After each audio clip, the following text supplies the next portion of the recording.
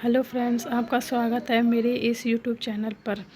आज से हम पढ़ेंगे आरपीएससी सेकंड ग्रेड के लिए बायोलॉजी, जिसका एग्ज़ाम जुलाई में है। उसके लिए हम तैयारी करेंगे। आज से स्टार्ट करते हैं। सबसे पहला टॉपिक है हमारा cell, the unit of life, यानी कि कोशिका जीवन की इकाई। सेल जो है इसका लैटिन टर्म क्या है? साइट। स्टडी ऑफ सेल यानी कि सेल के अध्ययन को क्या कहते हैं? साइटोलॉजी या सेल बायोलॉजी। साइटोलॉजी का मतलब होता है सेल के स्ट्रक्चर एंड फंक्शन, यानी कि संरचना और कार्यों का अध्ययन। सेल की संरचना और कार्यों का अध्ययन ये क्या कहलाता है? साइटोलॉजी कहलाता है। और सेल बायोलॉजी क्या है? सेल या सेल के कंपोनेंट्स, घटक या मॉलिक्यूलर एनालॉग्स का विस्तृत अध्ययन। फादर ऑफ साइटोलॉजी, कोशिका विज्ञान के जनक, घटक नहीं है ये, जनक है। तो कौन है? Robert Hooke. Father of modern cytology, आधुनिक कोशिका विज्ञान के जनक सीपी स्वानसन। कौन है? CP Swanson. Father of Indian cytology, भारतीय कोशिका विज्ञान के जनक doctor AK. Sharma. Robert Hooke ने सर्वप्रथम मृत पादप कोशिका की खोज की थी 1665 ईस्वी में। और जिसको इंग्लिश में पढ़ना है और वो नीचे इंग्लिश में भी लिखा हुआ है और हिंदी में भी लिखे हुए हैं, आप दोनों में भी पढ़ सकते हैं। रॉबर्ट हुक ने खोज के बारे में अपनी पुस्तक माइक्रोग्राफिया में उल्लेख किया है। रॉबर्ट हुक ने हनीकॉम्ब स्ट्रक्चर को सेलुला कहा है। रॉबर्ट हुक ने कॉर्क के अनुप्रस्थ काट टीएस ऑफ कॉर्क को अपनी अनगढ़ सूक्ष्मदर्शी, उसका नाम क्या है, सिरका माइक्रोस्कोप से देखा। एवी लीवेनहॉक ने सिंपल माइक्रोस्कोप की खोज की थी और इन्होंने बैक्टीरिया, जीवाणु की खोज की। तो ये फादर ऑफ बैक्टीरियोलॉजी कहलाए, यानी कि जीवाणु विज्ञान के जनक। ब्लड कार्पल्स, रुधिर कणिकाओं की खोज की। अमीबा को देखा, प्रोटोजून। अमीबा को क्या कहा उन्होंने? प्रोटोजून कहा। स्पर्म की खोज की, स्पर्म को एनिमल क्यूले कहा। सर्वप्रथम जीवित कोशिका की खोज एवी लीवेनहॉक ने की थी 1674 ईस्वी में। किसमें? तालाब के पानी में। और स्पाइरोगाइरा शैवाल को देखा। सेल थ्योरी, कोशिका सिद्धांत। कोशिका सिद्धांत किसके द्वारा दिया गया था? मैथियस स्लाइडन और थियोडोर स्वानसन के द्वारा दिया गया था।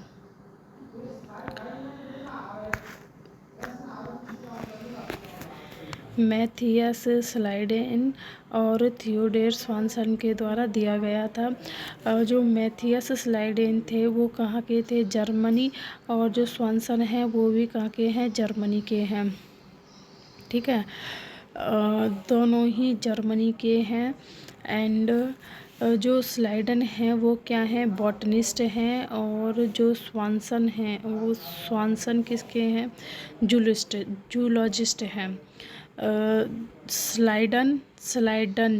स्लाइडन और बॉटनिस्ट, ये एक ही शब्द जैसा उच्चारण हो रहा है, जैसे कि स्लाइडन बॉटनिस्ट। ठीक है। और स्वानसन किसके हैं? स्वानसन कौन से हैं? जूलॉजिस्ट हैं। जो मैथियस स्लाइडन हैं जर्मनिस्ट के, कौन है? ये जर्मनी के बॉटनिस्ट हैं। इन्होंने 1838 में प्लांट सेल पर स्टडी की थी। और जो थियोडोर स्वानसन हैं इन्होंने 1 साल बाद 1839 में एनिमल सेल पर स्टडी की। सेल थ्योरी, ठीक। सेल थ्योरी, इन्होंने सेल थ्योरी के बारे में बताया क्या? सेल थ्योरी के बारे में बताया इन्होंने कि unit of cell structure and functional unit of cell organism, यानी कि जीवों की संरचनात्मक और क्रियात्मक इकाई क्या होती है? सेल होती है। ये किसने बताया था? किसने बताया था? ये स्लीडन और स्वान ने बताया था। सभी जीव या कोई भी हो, वो प्लांट हो, एनिमल्स हो, माइक्रो बॉडीज हो, वो सभी किससे निर्मित होती हैं? कोशिकाओं से निर्मित होती हैं। ठीक है। और सेल एक बाउंडेड स्ट्रक्चर है जिसमें अति सूक्ष्म द्रव्यमान लिटिल मास का जीव द्रव्य भरा होता है। यानी कि सेल एक बाउंड्री स्ट्रक्चर है, इस तरह से एक स्ट्रक्चर पाई जाती है तो वो क्या होती है, सेल होती है। ओके। लाइफ ट्रांसफ़र जीव से दूसरे जीव में जीवन का स्थानांतरण भी सेल से होता है। यानी कि लाइफ ट्रांसफ़र जीव के द्वारा क्या होता है, लाइफ ट्रांसफ़र होती है एक जीव से दूसरे जीव में, एक जीव से दूसरे जीव में। क्या लाइफ ट्रांसफ़र किसके द्वारा होती है, सेल के द्वारा होता है, सेल के द्वारा इसका ट्रांसफ़र होता है। सेल का स्वतंत्र अस्तित्व होता है परंतु सेल ऑर्गेनेल्स का नहीं। जैसे कि ये सेल है, इसका तो स्वतंत्र अस्तित्व है लेकिन इसके सेल ऑर्गेनेल्स हैं, जैसे कि माइटोकॉन्ड्रिया है, केंद्रक है और गोल्गी काय है, इनका क्या है, वो नहीं होता है, स्वतंत्र अस्तित्व नहीं होता है। इसमें नोट दिया गया है कि स्लाइडन और स्वान की सेल थ्योरी यह नहीं बता पाई कि नवीनतम कोशिकाओं का निर्माण कैसे होता है। कोशिकाएं तो बनती हैं लेकिन कोशिकाएं कैसे बनती हैं इसके बारे में स्लाइडन और स्वान ने नहीं बताया था।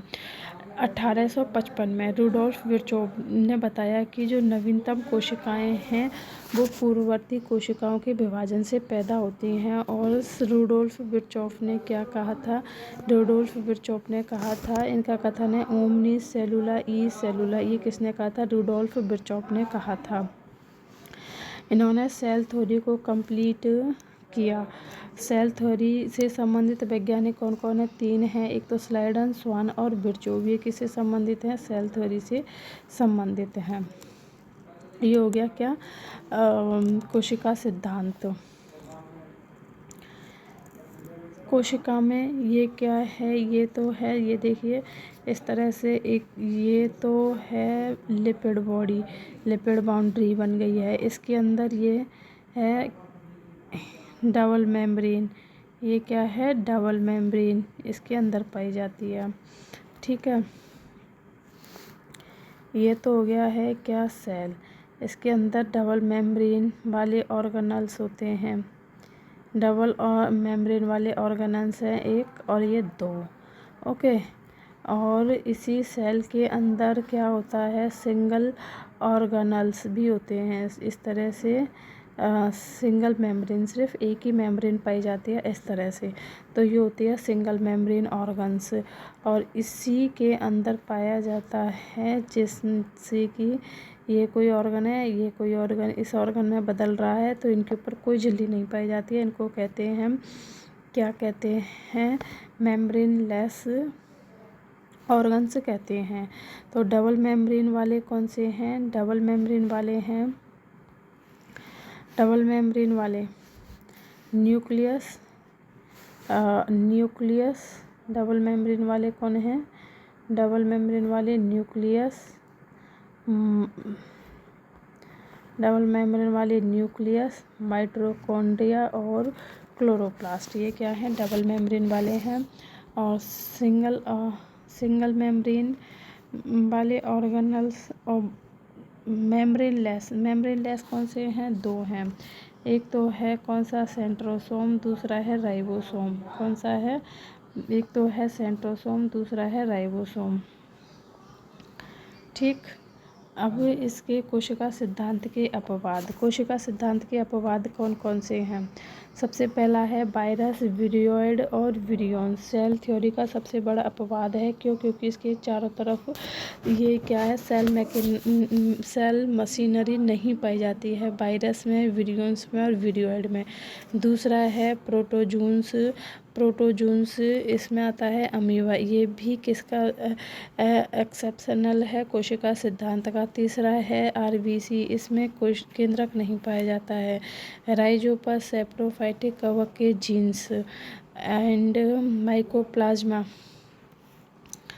माइकोप्लाज्मा ये क्या है, PPLO, pleuro pneumono pleuropneumonia like organism है, जंतु जगत का जोकर कहते हैं। और एक है आर्कीबैक्टीरिया। ये सभी किसके हैं? कोशिका सिद्धांत के अपवाद। कोशिका सिद्धांत के अपवाद कौन कौन से हैं? पहला वायरस, दूसरा वायरॉइड, तीसरा विडियोइड। ठीक, फिर है प्रोटोजोन्स जिनको अमीबा कहते हैं। आरबीसी जिसमें केंद्रक नहीं पाया जाता है। राइजोपस सैप्रोफाइटिक कवक के जीन होते हैं। माइकोप्लाज्मा एंड आर्कीबैक्टीरिया ये किसके जगह अपवाद हैं? कोशिका सिद्धांत के अपवाद हैं। अब नेक्स्ट पढ़ेंगे हम। ये क्लास बहुत लंबी हो जाएगी, इसलिए आज आपको इतना ही बताया जाएगा। आप मेरे चैनल को लाइक, शेयर एंड सब्सक्राइब कर दीजिए। आपके लिए सेकंड ग्रेड आरपीएससी की तैयारी हम इसी तरह से करते रहेंगे। Thank you.